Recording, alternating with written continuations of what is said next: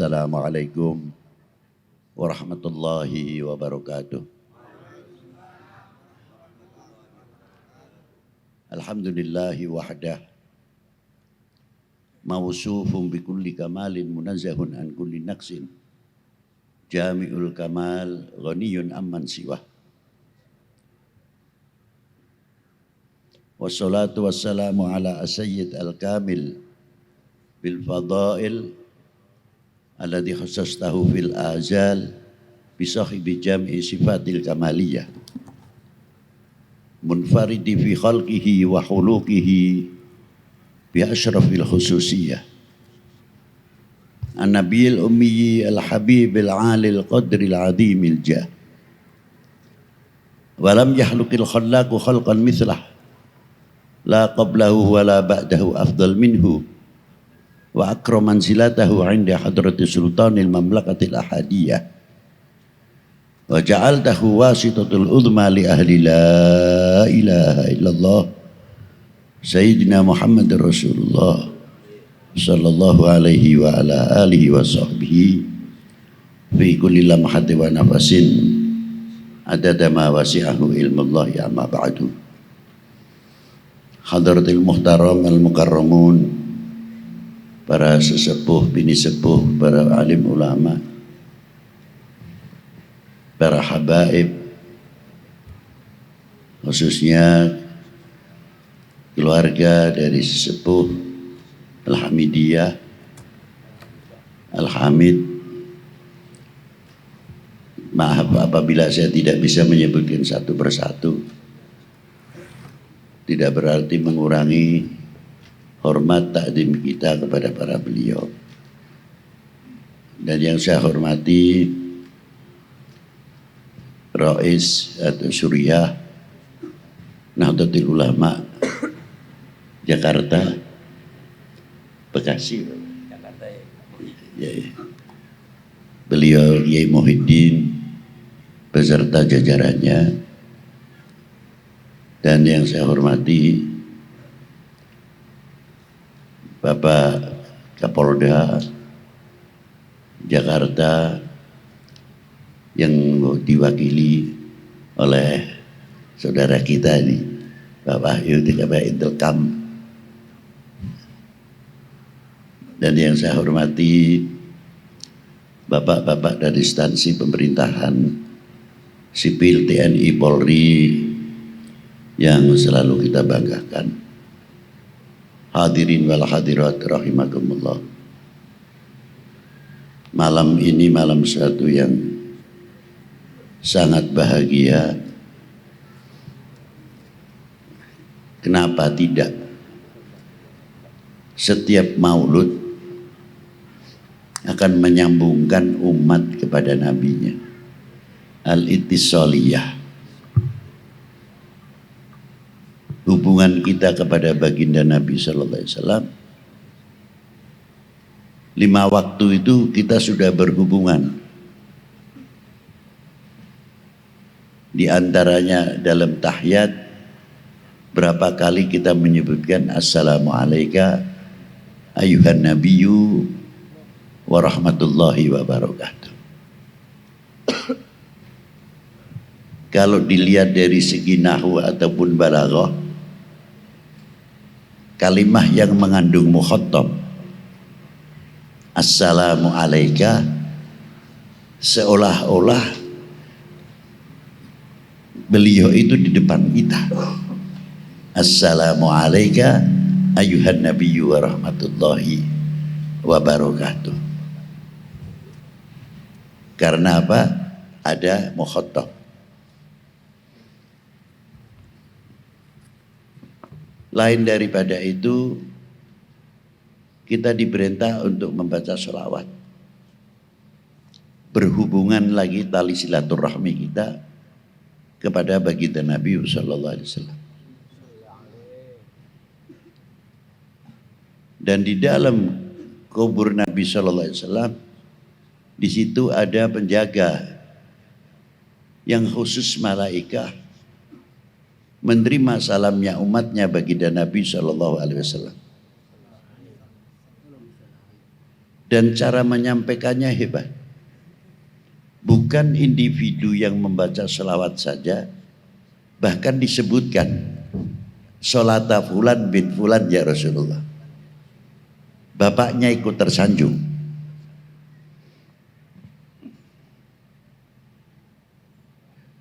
Ma'asyiral muslimina rahimakumullah.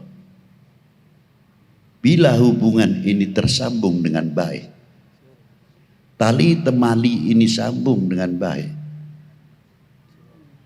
Kalau di dalam dunia tarekat disebut madad. Al-madad ini tidak putus. Akan menjadi cerminan yang luar biasa segala tindak atau perilaku untuk kehidupan kita sehari-hari. Karena ittisalnya ma bainal ummah wa bainan nabiyhim sallallahu alaihi wa alihi wasallam. Kalau di dalam tarekat disebut satu lagi rabithah. Rabithah itu bukan mendewakan guru. Kalau zikir Allah Allah Allah atau la ilaha illallah seolah-olah guru kita di depan, bukan itu maksudnya. Guru rabithah itu adalah yang menuntun kita kenal kepada Allah, yang menuntun kita dekat kepada Allah dengan melalui ar-rabithah itu tadi maksudnya. Sehingga kita lebih jauh. Kalau kita mengenal rabithah akan membayangkan nasihatnya, cara membaca kitabnya, adab ketika membaca kitabnya, dan sebagainya. Kita akan rabithah ke sana.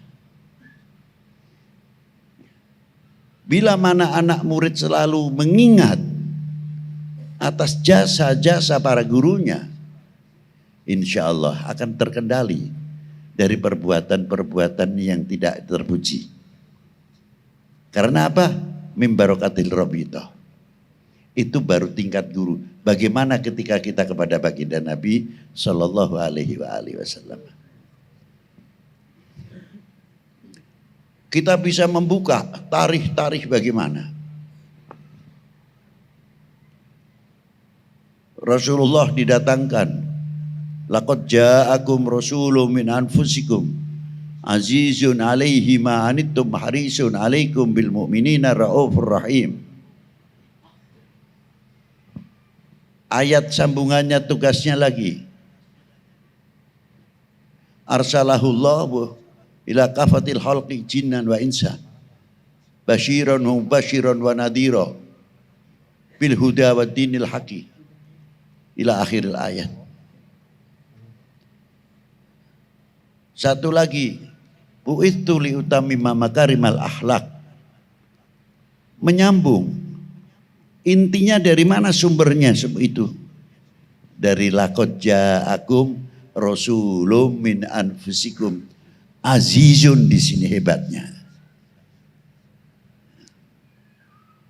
Nek cara Jawa itu lebih luas. Sebab sesuai nahwnya, teman-teman yakti nekaaken ingsun kum marang sliramu laqad ja'akum rasulun utusan. Ini di Indonesia ki rada repot iki. Ya, yakti teman-teman iki opo iki? Terkecuali anak pesantren ya sudah tahu. Ada taukidnya, ada apa di sini. Utusan rasulun min anfusikum, menawi kalau Ibnu Abbas membacanya ditafdilkan anfasikum. Jadi manusia Rasulullah bukan manusia biasa, tapi manusia yang sangat luar biasa. Min anfasikum. Sifatnya yang mensifati yang menciptakan. Azizun, orang yang sangat peduli. Orang yang sangat tanggap. Buahnya dari orang yang sangat peduli. Sangat tanggap melahirkan apa? Bu'ithu liutamima makarimal akhlak.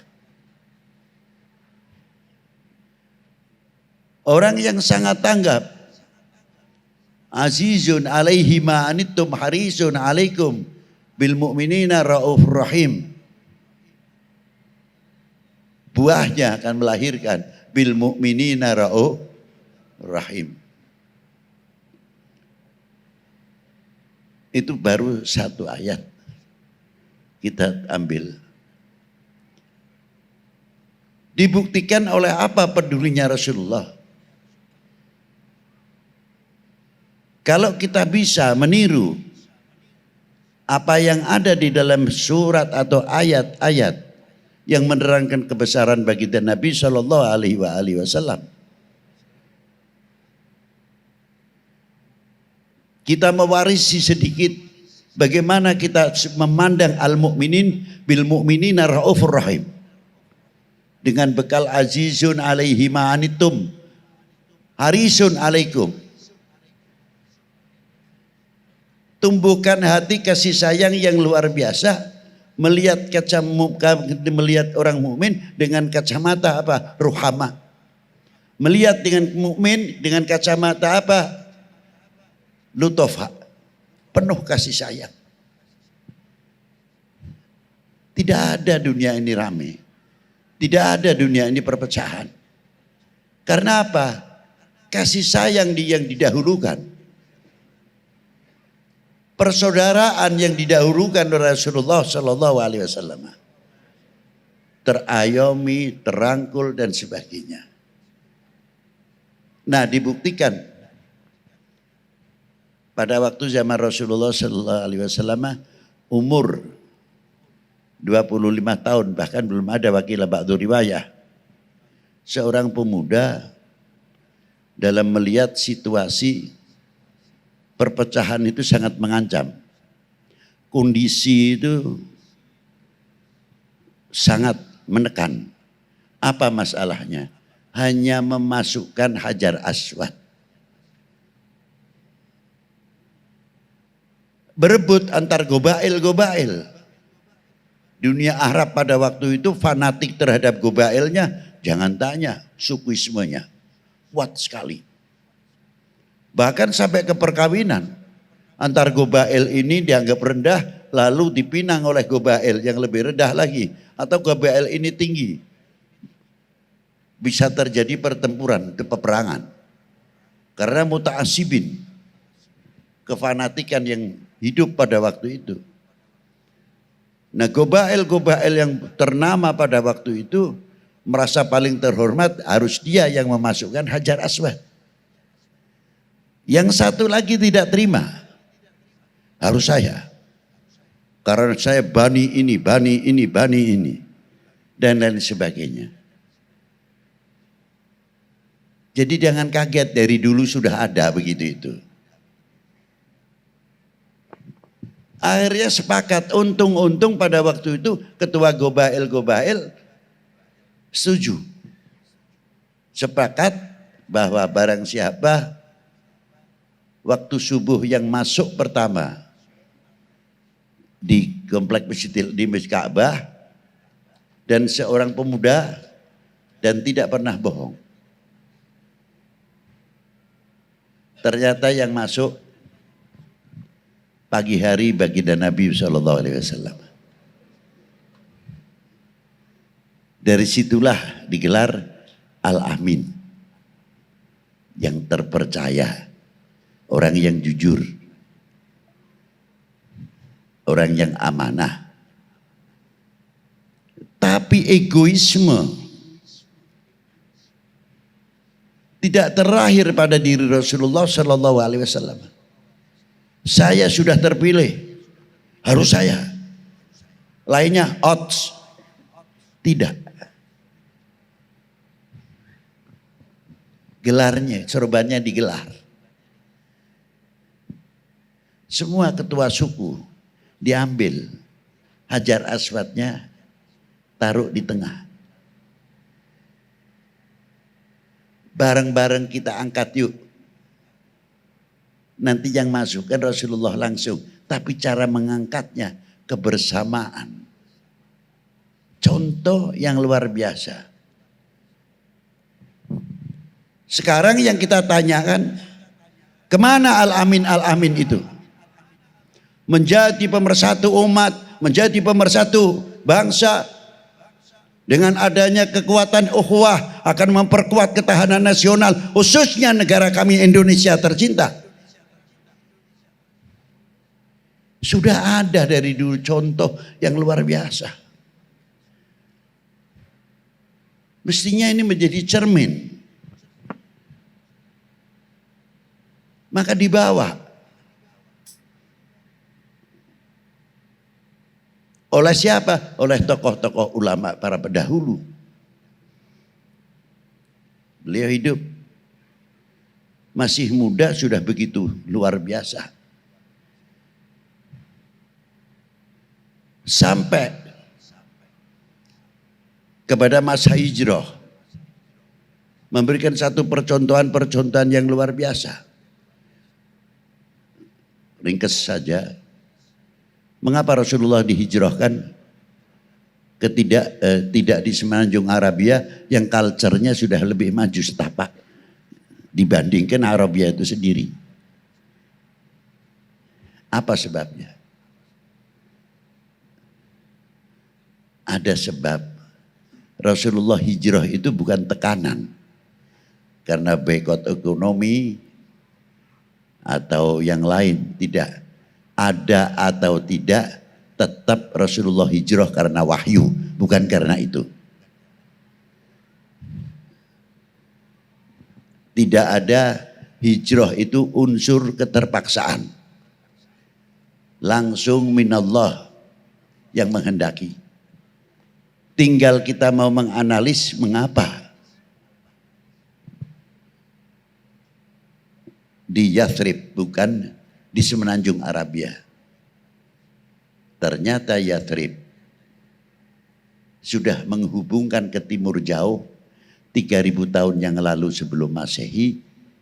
Wakilah pendapat 500 tahun sebelum Masehi, hubungan Madinah, Yathrib sekarang Madinah namanya, itu ekonomi sudah bagus hubungannya ke timur jauh.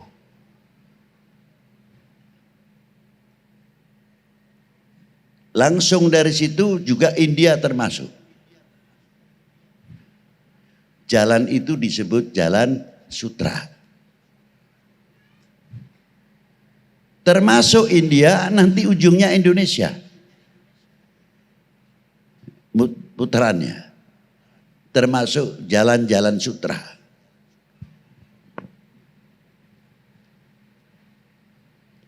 Begitu berhubungan jalan dibuka, Rasulullah hijrah, takbirnya istimewa. Bangun sarana ibadah, bangun sarana ekonomi. Kalau sekarang mungkin maaf, jangan tersinggung. Allahu Akbar, bangun fakultas perguruan tinggi. Allahu Akbar, bangun supermarket. Allahu Akbar, bangun fakultas kedokteran. Allahu Akbar, bangun sumber-sumber ekonomi, sumber-sumber pertanian. Dari situlah akan mengangkat umat keintelektualannya dan wawasannya untuk kebangsaan, akan membanggakan negara apa yang telah diciptakan tanah air ini dari Allah Subhanahu wa taala selaku amanat untuk bangsa ini. Apakah hanya ucapan terima kasih? Tidak, buktikan kalau orang yang mengerti terima kasih artinya membangun. Insya Allah kalau kita bisa meniru, ya Allah, ekonomi kita maju, pertanian kita maju. Nah, itulah diantaranya ringkasnya. Tidak salah apabila para aulia wali 9 kakek moyangnya melalui daerah-daerah jalan sutra itu tadi. Bagaimana caranya para beliau-beliau? Masuk melalui India. bukan Islam dari India. Islam datang ke Indonesia melalui India. Dibangun oleh para aulia pendahulu. Ekonominya, bagaimana membuat adaptasinya. Bekal ini dibawa benar oleh para beliau. Masuk ke Indonesia.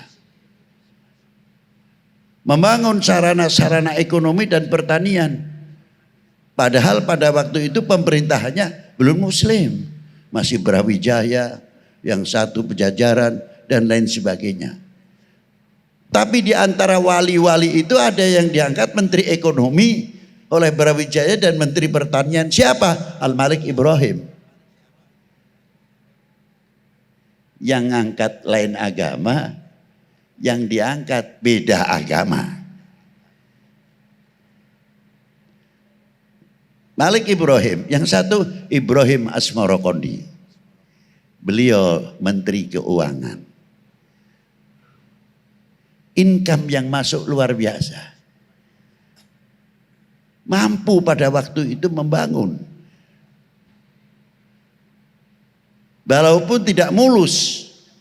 Artinya tidak lama muncullah Portugis dan lain sebagainya. Setelah bubar Portugis, Belanda masuklah. Tapi bagaimana para beliau cara perjuangannya? Saya pernah sering saya bacakan di dalam pengajian di mana saja.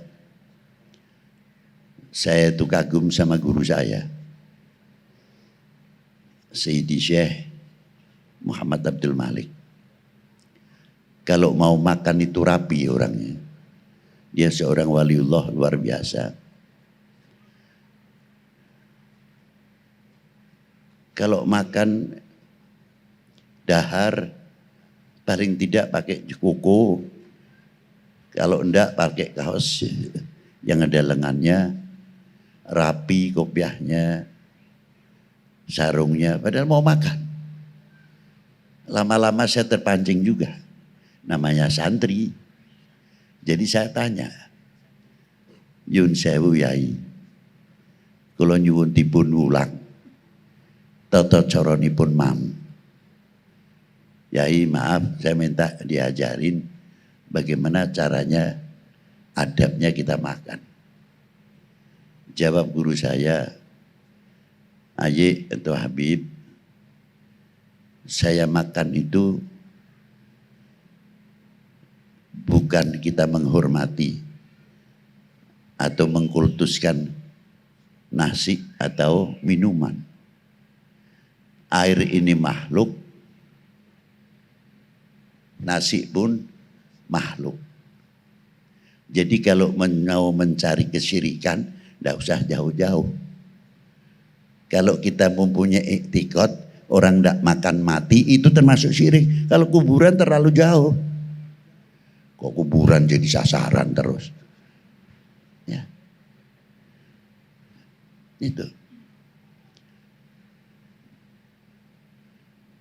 Itu satu contoh.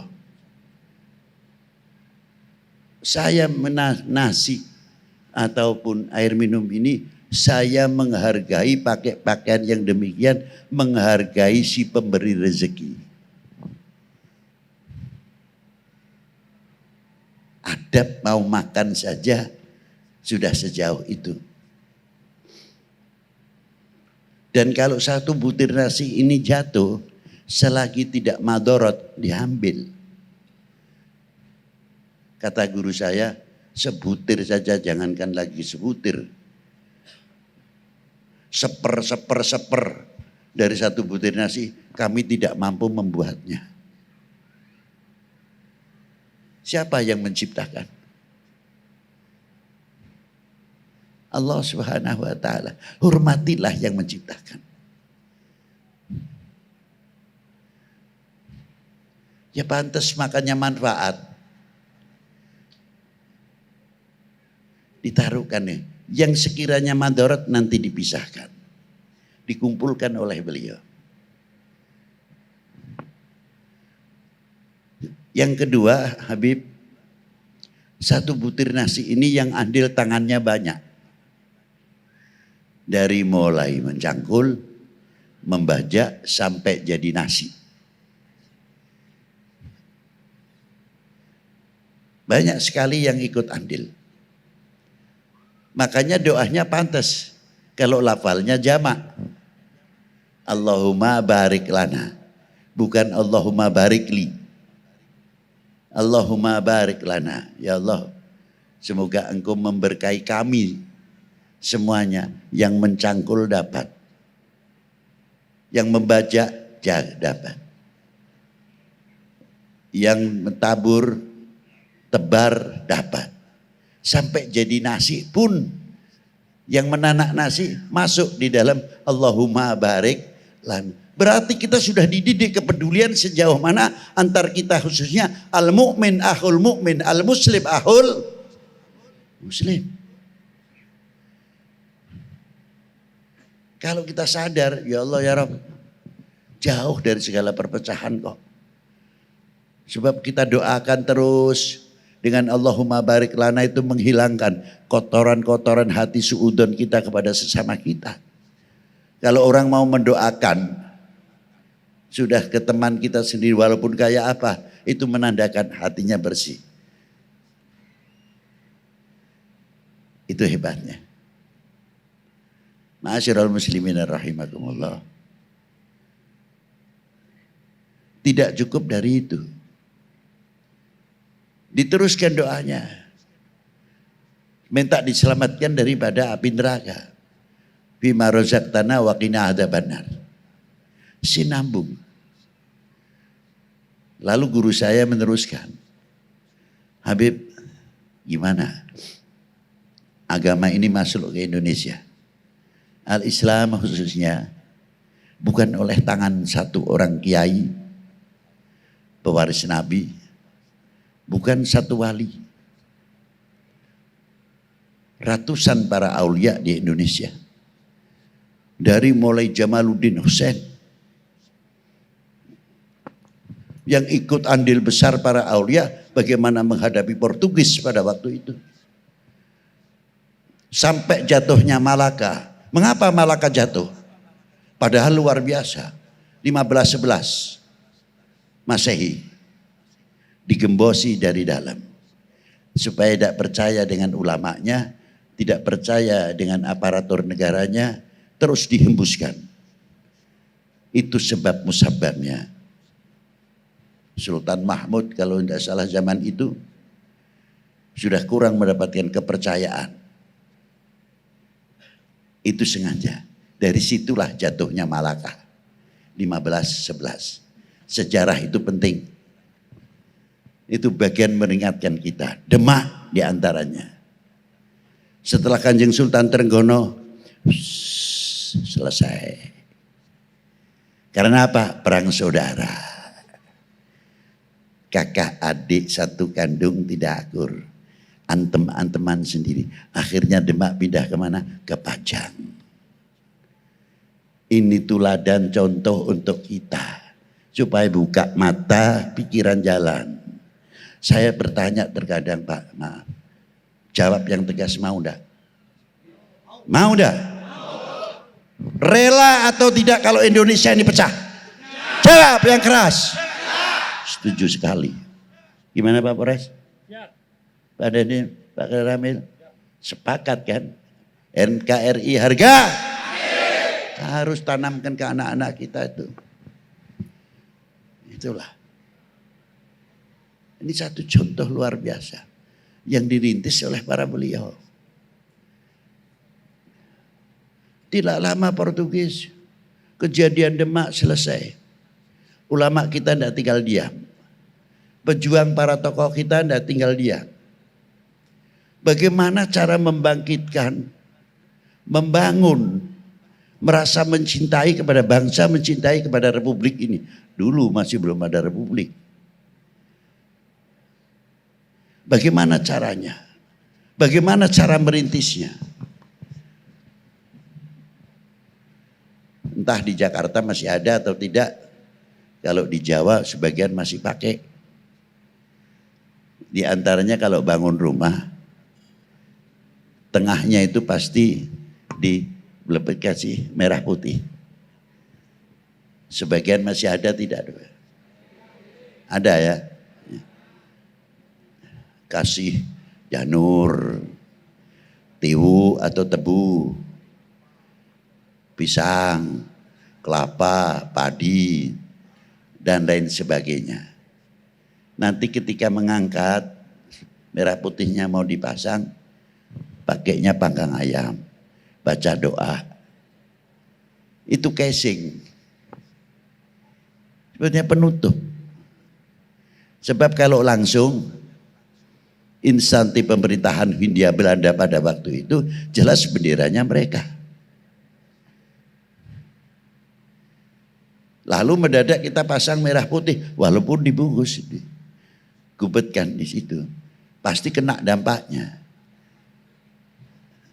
Sesepuh-sesepuh kita tidak kalah akal, kasih janur, filosofinya, kasih tebu, dan lain-lain sampai pada ritualnya kasih doa. Belanda mau menangkap, tidak bisa. Karena dianggap apa? Culture. Itu hebatnya. Filosofinya di mana? Dan itu nanti dipasang, reng ataupun usuknya nanti ada yang 1 minggu baru dipasang, 10 hari bisa dipasang. Itu satu contoh. Subhanallah. Ternyata mengandung apa? Kita suruh melihat. Kalau janur yang begitu cantiknya kena panas, kena kehujanan, lama-lama berubah. Panas jadi coklat. Kelapanya juga berubah. Padinya juga berubah. Pisangnya tambah matang dan lain sebagainya. Kira-kiranya merah putihnya berubah tidak? Itu Indonesia.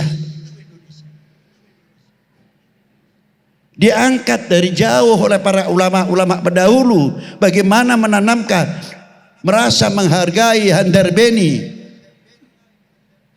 Oleh tokoh-tokoh ulama-ulama kita para pendahulu. Itu hebatnya.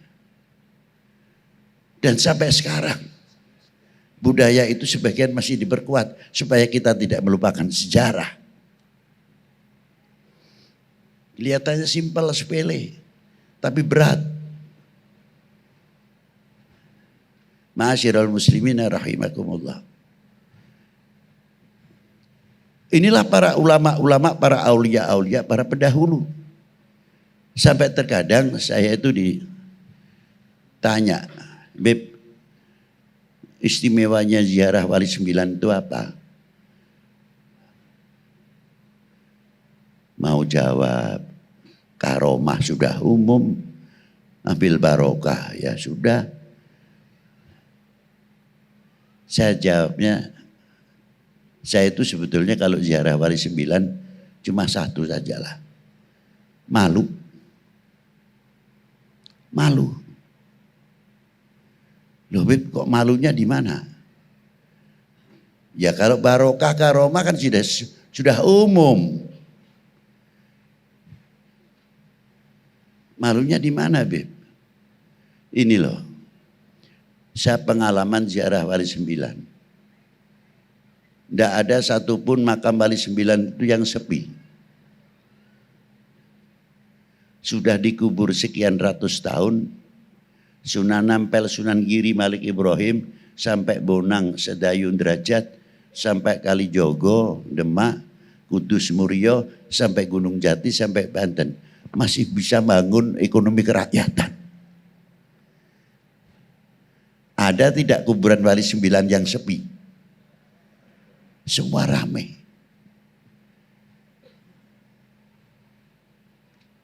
Empat 400 tahun yang lalu loh, masih segar. Orang dagangan kopiah putih, tasbih, busana muslim, makanan sebagian makanan Timur Tengah kayak di Ampel.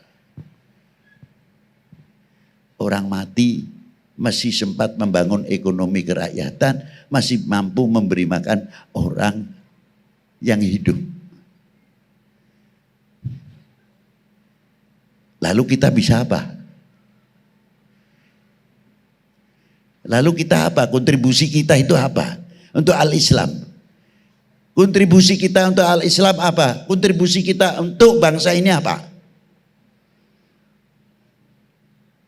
Coba kita tanya. Jangan tanya kepada orang lain, tanya kepada diri sendiri. Itu diantaranya yang saya kagum. Karena ini semua bagian daripada orang yang mengamalkan bagaimana azizun alaihi ma'anittum harisun alaikum bil mu'minina ra'uf. Itu hebatnya. Apalagi di Maulana Syarif Hidayatullah. Separuh muslim untuk ziarah, yang separuh non muslim.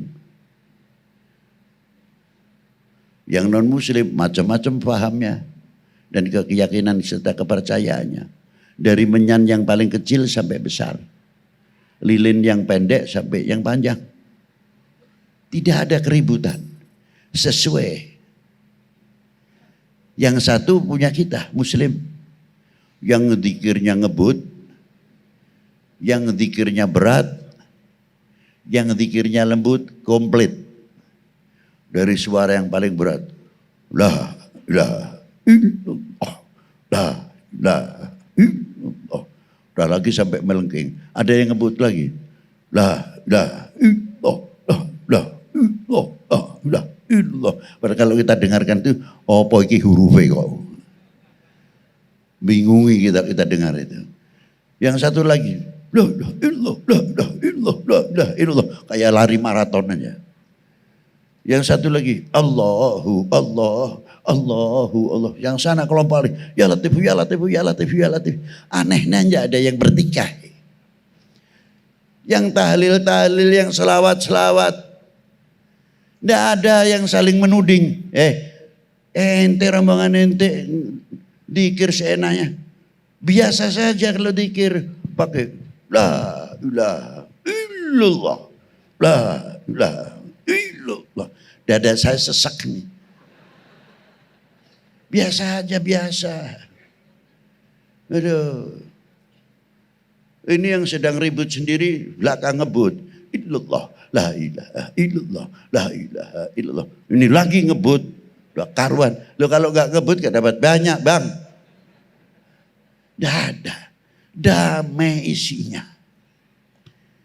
Jadi saya pikir orang mati masih bisa merukunkan orang. Masih mengukhuwahkan orang. Padahal sudah mati sekian ratus tahun. Lalu kita ini apa? Kalah dengan orang mati atau tidak?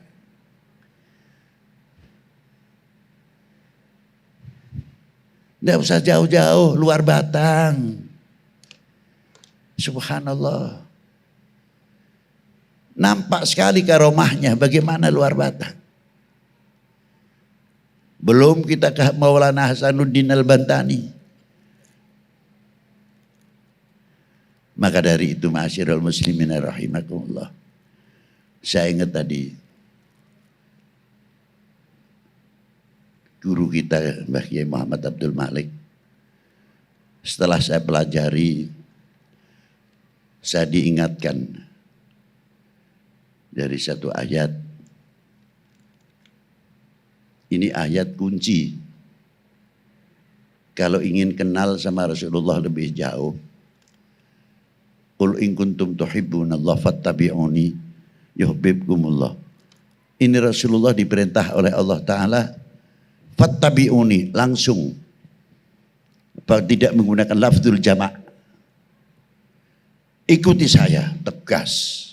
Mau paham dalamnya Al-Quran, ikut baginda Nabi. Mau cara dakwah yang membawa rahmatan lil alamin, ikut yang diperintah oleh Allah. Fattabi'uni, ikuti saya. Luas sekali. Mau memahami Al-Quran lebih jauh, tidak bisa tanpa melalui pintu baginda Nabi Shallallahu Alaihi Wasallam. Dengan ayat ini satu sahabat bertanya, mata aku na mu'minan shadiqan ya Rasulullah.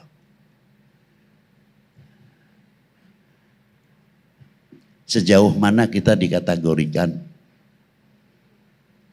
bahwa kami imannya yang benar-benar? Dijawab oleh Rasulullah, idza ahbabtallah, selagi kalian mencintai Allah. Yang kedua, ya Rasulullah, mencintai utusannya. Baru mengikuti sunnahnya, baru mengikuti tarekatnya. Sekarang namanya mahabbah. Mahabbah sebagian kepada para ulama melentur. Mahabbah kepada para habaib melentur. Mahabbah kepada para aulia melentur. Mahabbah kepada guru-guru kita mulai menurun. Walaupun tidak semuanya. Mahabbah kepada bangsa kita mulai melentur. Mahabbah kepada cintai kepada tanah air kita sama.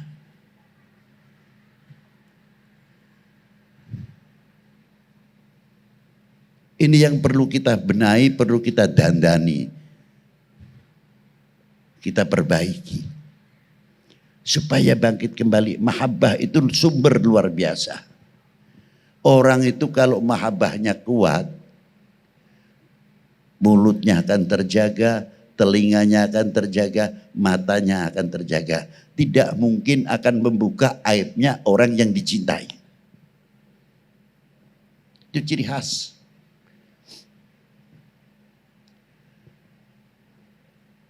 Istri saya tidak cantik. Tapi saya sayang.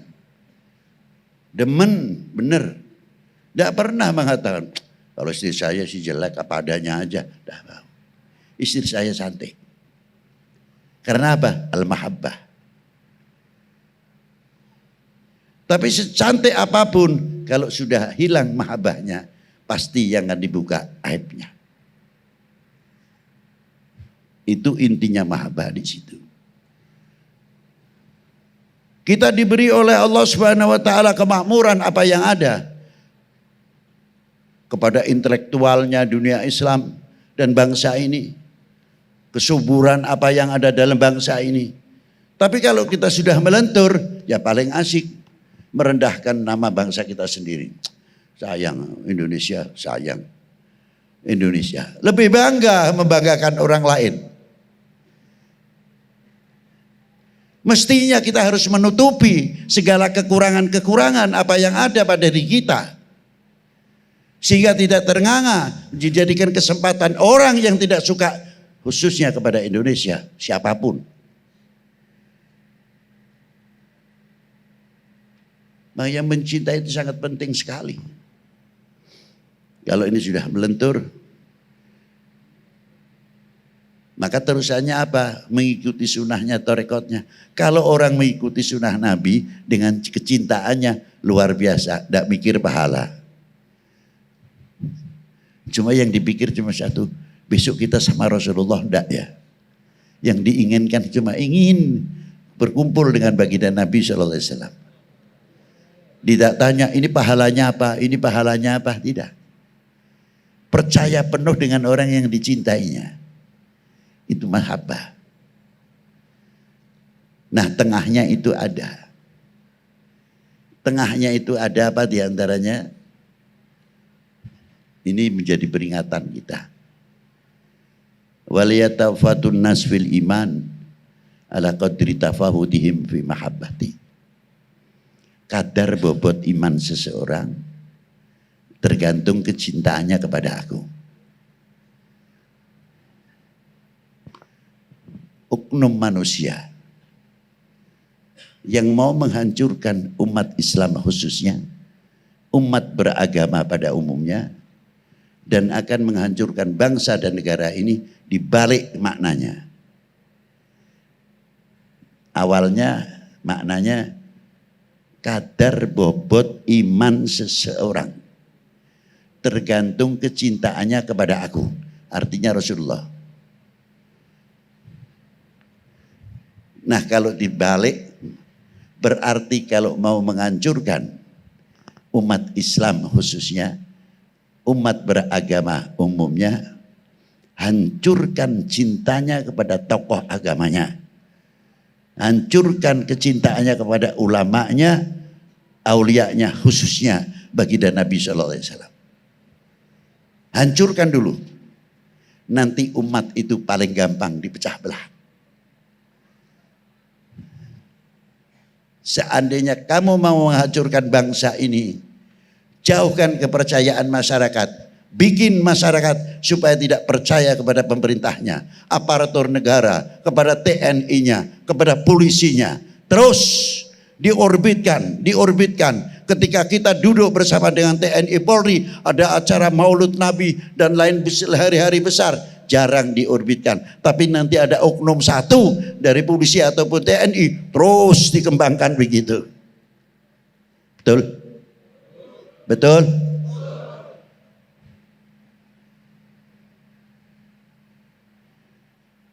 Kalau pertahanan kita sudah digoyahkan, lalu kita mau jadi apa? Maka apabila kita sudah mengetahui hal yang demikian, ayo kita bersama-sama rapatkan jajaran kita. Jangan memberikan kesempatan kepada oknum manusia yang akan menghancurkan Indonesia ini. Setuju? Setuju? Buktikan kalau kita setuju. Ayo kita galang. Jangan perpecahan terus. Kasihan. Ulama kasihan. Para aulia kasihan. Para aparatur negara, pejabat kasihan, ngurusi gitu-gitu saja. Kita masih banyak urusan untuk bangsa dan umat ini. Dari segala bidang, dari pertanian, dari ekonomi. Jangan sampai kita negara yang subur makmur ini, kita ekonominya ketinggalan. Lain daripada itu apa? Dunia pertanian ketinggalan. Sehingga sampai terkadang, maaf kalau sering saya singgung, dari pertanian itu hebat sebetulnya untuk membangkitkan rasa memiliki.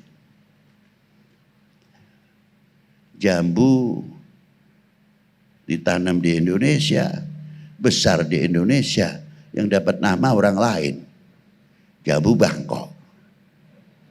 Ya Allah, mbok dirubah. Ini jambu mana? Bogor. Indonesia, Bogor. Oh ini jambu mana? Oh jambu Semarang, Indonesia. Bangkitkan kearifan lokal. Ini akan membantu ekonomi. Merasa darbininya semakin kental. Karena apa? Kita bangga. Jambunya tidak kalah besar-besar. Katesnya California jauh bener. Pusing jadi kita ini golongan pelarat apa kaya. Tanahnya subur, tapi yang dapat nama orang lain. Karena apa? Kurang handar beni, kurang memiliki. Alhamdulillah masih ada gula Jawa, pisang Ambon. Ini kalau gula Jawanya berubah, ampun dah. Ini, saya khawatir sekali. Habib Lutfi kemana-mana, walaupun menerangkan Maulid Nabi, Habib Lutfi ketakutan terus mewarnai. Apa di antara? Takut jangan sampai Indonesia dipecah belah. Kemanapun Habib Lutfi tidak akan berhenti mengatakan NKRI. Itu bagian kewajiban kita. Mempertahankan ketahanan nasional. Itu kewajiban kita bersama. Setiap individu harus tegas dalam masalah ini. Kalau ini benteng ini kuat, kita tidak mudah akan dipecah lah. Maka dari itu, ayolah kita sama-sama ekonomi kita biar maju gimana. Kembangkan kearifan lokal dan lain sebagainya. Insya Allah kita akan diberi barokah oleh Allah Ta'ala. Saya yakin itu. selagi kita mencintai baginda Nabi sallallahu alaihi wasallam. Selagi kita mengikuti baginda Nabi sallallahu alaihi wasallam. Jangan khawatir orang ahli selawat. Negara pun akan terlindung dapat barokahnya min ahli selawat. Barokah dari maulidin Nabi sallallahu alaihi wasallam. Sampai di antara hadits Kanjeng Nabi bersabda, ana indaman shalla alayya. Saya selalu memperhatikan orang yang selalu membaca selawat kepada kita. Indonesia alhamdulillah maulud, membaca selawat, dalailul khairat berkembang dengan baik. Semoga semakin subur dan kita diberi keukhuwahan yang luar biasa. Persatuan semakin kuat, kesejukan semakin tumbuh. Walaupun beda baju, tetap tidak akan membedakan Indonesianya. Bajunya yang satu apa, monggo. Yang satu monggo, bajunya apa. Ya, Anda Indonesia kan, oh iya saya Indonesia. Tolong pegang Indonesianya yang kuat. Itu saja.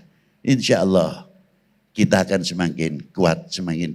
Demikian yang bisa saya sampaikan. Wassalamualaikum warahmatullahi wabarakatuh.